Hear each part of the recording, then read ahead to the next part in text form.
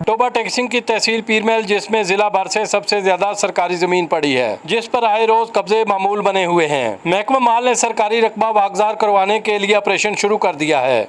Operation के दौरान B plot में कब्जा माफिया के दर्जनों मकानात गिरा दिए गए।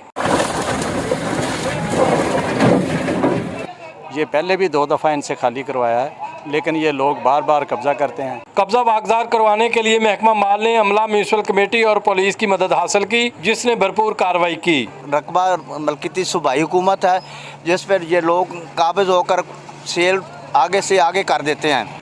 कब्जा माफिया से करोड़ों रुपए मालियत का 4 एकड़ से ज्यादा रकबा वागजार करवा लिया गया और ये ऑपरेशन आइंदा भी जारी रहेगा।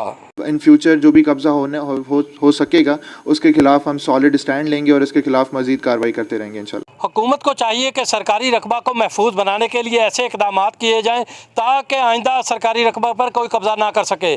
कैमरा टीम के साथ Mohammad Khalid MK, ARY news, पीरमहल।